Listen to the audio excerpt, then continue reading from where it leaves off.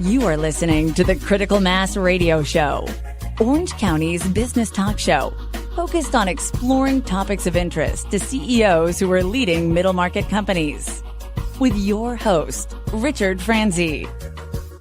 Hello and welcome to Orange County's longest running business talk show. I am your host, Rick Franzi, and we have a very good show planned for you today. Why, do you ask? Because Brenda Rodriguez, who is the Executive Director for Affordable Housing Clearinghouse, is our guest today. Hi, how are you today? I'm so excited to be here. This is the kickoff to Hispanic Heritage Month. And so this is our first full week. And as a Latina Executive Director, I'm very happy to represent our nonprofit organization. And we're honored to have you here. So let's talk about you and the organization. Let's go back kind of with the origin story, Brenda. Tell me, what was the motivation or your path to the organization?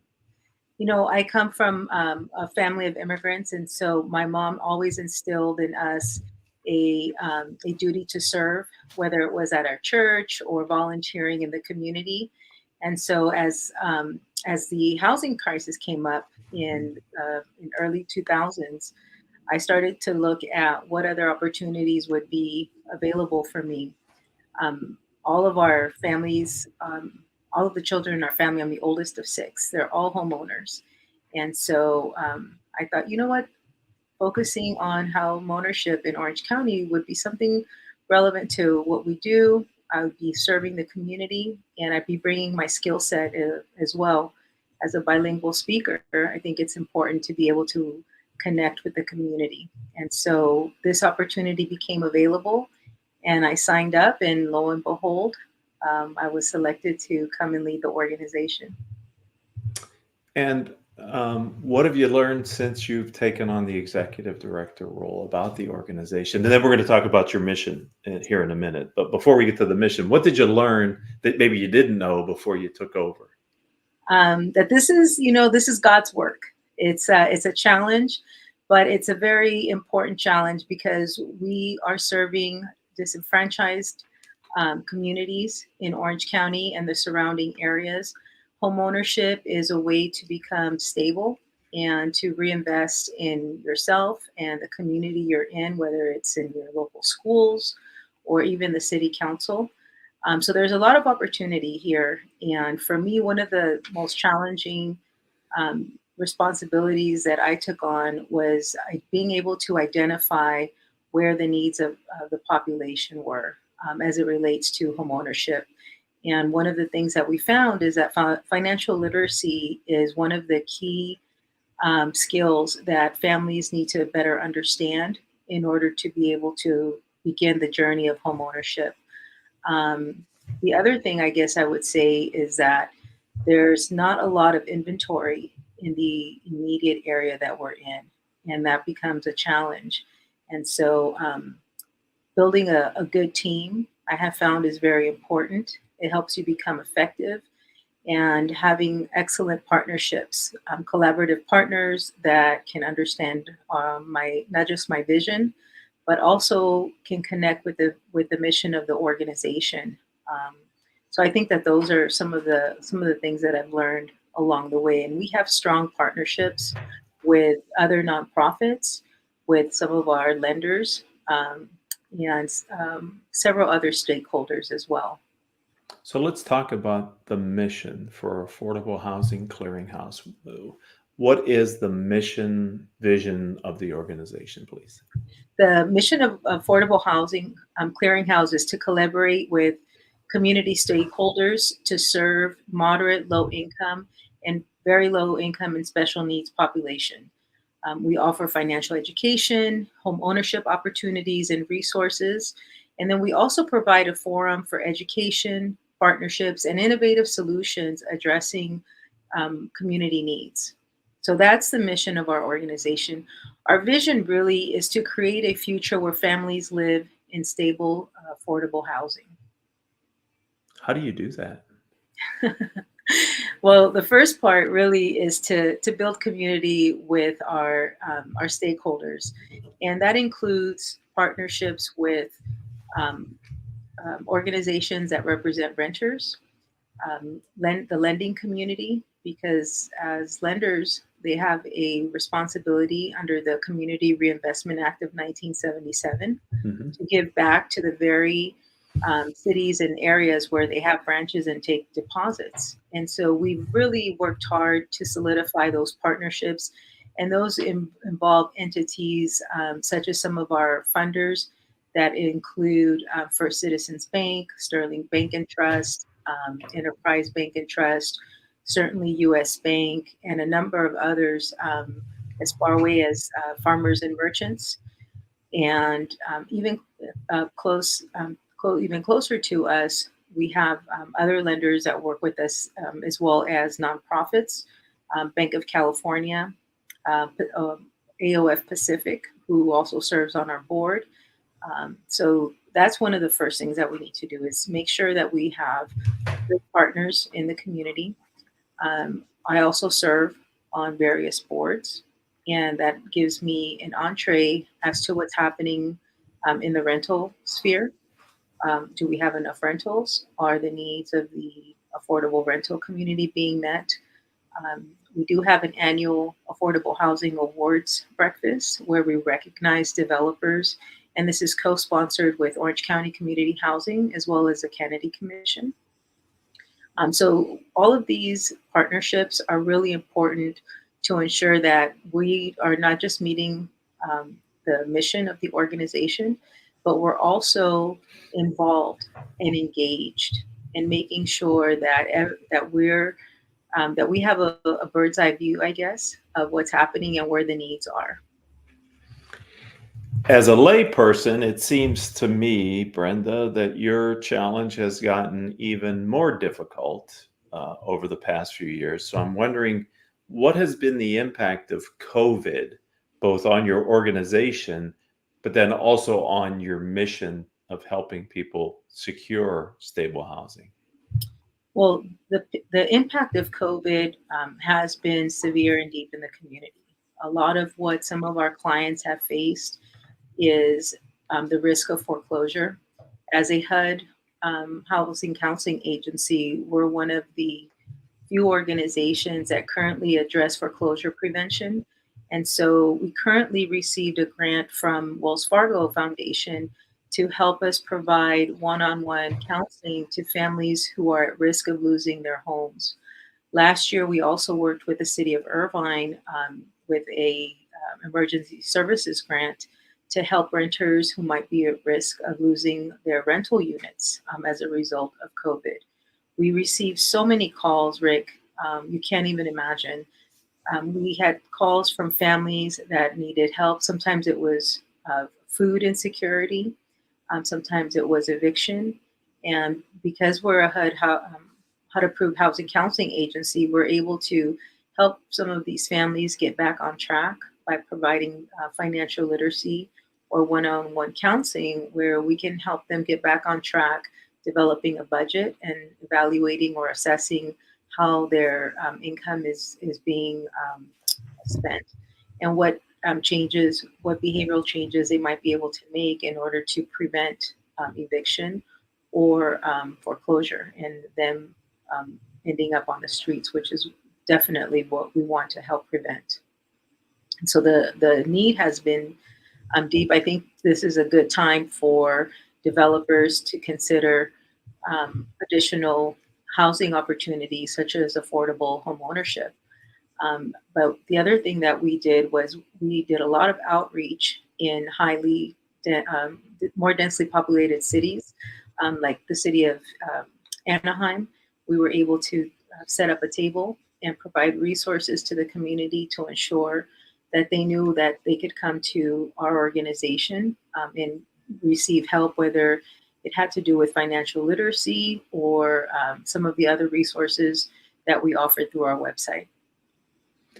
Southern California is maybe a unique problem for affordable housing, isn't it? I mean, it really is a difficult problem to solve here in Southern California and Orange County in particular, isn't it, Brenda? It is, and one organization can't do it all. So I look at ourselves as one piece of the solution.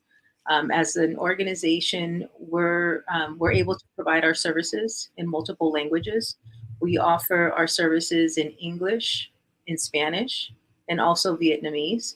Mm. We think it's important to reflect the community that we serve, and not just in-house as far as our staff, but I also think it's important to ensure that the board of directors is also a diverse body. And so they can bring in their varying perspectives and share with us what's happening in the areas that they're operating in or with the partnerships that they have in place.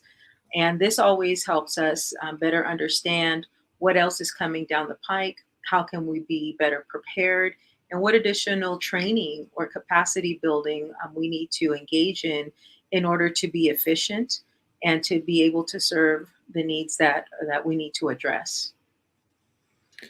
So if you're on you got your finger on the pulse of this issue, I'm wondering, are there other trends or things that you haven't had a chance to talk about yet here on Critical Mass Business Talk Show that you're seeing that are either positive green shoots of opportunity for solving this problem, at least a part of it, or the other way, making it even more difficult for you and your partners to be able to solve affordable housing in the crisis that we have in Orange County? Well, there's a lot of different challenges and different opportunities. And so one of the things that we're seeing is that there's an exodus of the workforce, right? We're seeing a lot of families that are looking to live outside of Orange County, even though they may be employed here. And that's one of the trends that has been taking up. You see a lot of families that are moving to places like the Inland Empire. They're probably one of the fastest growing areas here in Southern California. We are also seeing an increase in the housing prices and even a decrease in the amount of inventory that's available. So even though families may have funds set aside to use for down payment, there's a lack of affordable home ownership inventory. There are insufficient number of homes available for families who qualify. And what we're seeing is that there's a lot of lenders who are developing programs. Sometimes they're called special purpose credit programs that they're making available for the community. And if you connect with nonprofits like ourselves or go to the HUD.gov website, you can identify other nonprofits that may have partnerships with some of these lenders that offer special purpose credit programs. And these are important because they're really designed to help families who have already started to save money and are steadfast and laser focused on becoming homeowners in order to bridge that wealth gap and become more housing stable. So those are some of the things that we're seeing.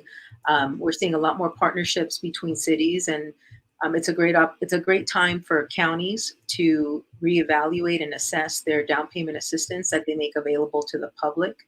With the increase in housing prices, it's more important now than ever to have down payment assistance programs that not just low income families can take advantage of, but also middle income families. And luckily, we're fortunate in that we have an opportunity to share some of these programs with the public, and we're able to qualify or at least ensure that the families who are looking to become homeowners meet the eligibility criteria that's available. So again, an increase in down payment assistance programs, a decrease in inventory, and a lack of affordable housing, and an exodus of the workforce here in Orange County to other areas where they may find more affordable properties. So if I were to ask you this question, Brenda, is there an answer? What is considered affordable? It depends on who you ask, and it depends on where you want to purchase. What's affordable for a very low income, a low income family, is probably in the $500,000 mark right now. But if you bring in realtors, are they able to find condos even in that price range? It's less likely. And so that's what we're looking at. 20 years ago, the median priced home was about $689,000. We're upwards of $800,000 today. And so, it makes it very, very difficult for families to do it on their own. It's nearly impossible, especially with these prices that we're seeing right now. And we really haven't seen a significant decrease, but we're still considering other programs that we can layer together so that we can help families who need more than just one down payment assistance program. Maybe they need closing costs, or perhaps they want grants, or grants would help put them over the edge. Yeah, this seems like such a pernicious problem, challenge, crisis that we have here in Orange County. It is. I mean, where do the students go? Right. How are employers able to retain their employees if they find that that they have to purchase outside of Orange County, then they can no longer stay. Our intellectual capital is at risk, right? So there's all these different factors that affect how we live and how productive we can become in our economy and our workforce. If without affordable homeownership, it makes it a big challenge, and it's not just in academia, but it's also in for small businesses. We have a lot of corporations here that have workers, and they need a place to live. It's where workers go home to rest their heads.